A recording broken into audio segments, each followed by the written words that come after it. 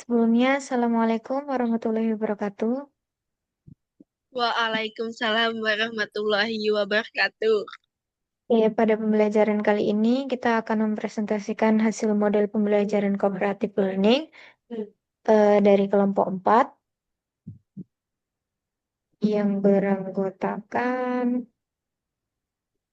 yang pertama ada Zidan Nurul Majid, yang kedua ada Nora Muhtafia, yang ketiga ada Istiqomah Aroyani, yang keempat ada Muhammad Septian, dan yang kelima ada Erwin Yudi Prihartono. Oke, model pembelajaran cooperative learning itu yaitu pembelajaran cooperative learning dalam PJOK yang menekankan kerjasama antara siswa untuk mencapai tujuan pembelajaran bersama. Metode ini meningkatkan partisipasi keterampilan sosial dan hasil belajar melalui interaksi kelompok yang aktif dan kolaboratif. Oke, pengertian model pembelajaran kooperatif yang pertama yaitu model pembelajaran kooperatif adalah pendekatan yang mengelompokkan siswa untuk bekerja sama dalam menyelesaikan tugas atau masalah. Yang kedua, menurut Slavin 2008, siswa belajar dalam kelompok kecil yang terdiri dari 4 sampai 6 orang dengan struktur kelompok yang heterogen. Yang ketiga, ada tujuan utamanya adalah menciptakan lingkungan belajar yang saling mendukung dan tanggung jawab. Selanjutnya, ada tujuan model pembelajaran kooperatif. Yang pertama yaitu meningkatkan hasil belajar akademik siswa. Yang kedua, mengembangkan keterampilan sosial dan kemampuan berinteraksi dengan teman. Yang ketiga, yaitu mendorong siswa untuk saling menghargai dan menerima perbedaan di antara mereka. Yang terakhir, yaitu memaksimalkan potensi belajar siswa melalui kolaborasi. Oke, selanjutnya ada prinsip dasar model pembelajaran cooperative learning. Yang pertama itu ada tanggung jawab bersama. Setiap anggota kelompok bertanggung jawab atas hasil kerjasama kelompok. Yang kedua ada pembagian tugas, yaitu tugas dibagi secara merata di antara anggota kelompok.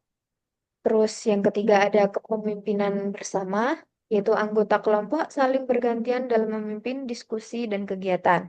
Yang terakhir ada evaluasi kelompok, yaitu penilaian lebih difokuskan pada kelompok daripada individu. Oke, di sini ada ciri-ciri model pembelajaran cooperative learning, yaitu siswa bekerja sama dalam kelompok untuk menyelesaikan materi pembelajaran. Yang berikutnya, yaitu ada kelompok dibentuk secara heterogen, mencakup berbagai kemampuan dan latar belakang. Yang terakhir ada penghargaan lebih diberikan kepada kelompok yang berhasil, bukan hanya individu. Selanjutnya ada keuntungan model pembelajaran kooperatif. Yang pertama adalah meningkatkan keterlibatan siswa dalam proses pembelajaran. Yang kedua ada mendorong komunikasi dan interaksi antar siswa. Yang ketiga ada mengembangkan keterampilan sosial dan kepemimpinan. Yang terakhir yaitu meningkatkan rasa percaya diri siswa saat bekerja dalam kelompok. Kemudian ada implementasi dalam pendidikan jasmani atau PJOK. Yang pertama, siswa dibagi dalam kelompok untuk melakukan aktivitas fisik atau permainan. Yang kedua, setiap kelompok bertanggung jawab untuk mempelajari teknik atau strategi tertentu. Yang ketiga, ada diskusi kelompok tentang taktik permainan dan evaluasi kinerja setelah aktivitas. Dan yang terakhir ada menggunakan permainan yang memerlukan kerjasama untuk mencapai tujuan bersama. Terus kemudian ada contoh aktivitas dalam model pembelajaran kooperatif. Yang pertama ada permainan tim, yaitu siswa bermain dalam tim untuk mencapai skor tertinggi, saling membantu dalam strategi permainan. Yang kedua ada latihan keterampilan, yaitu siswa berlatih keterampilan dasar secara berkelompok, saling memberikan umpan balik.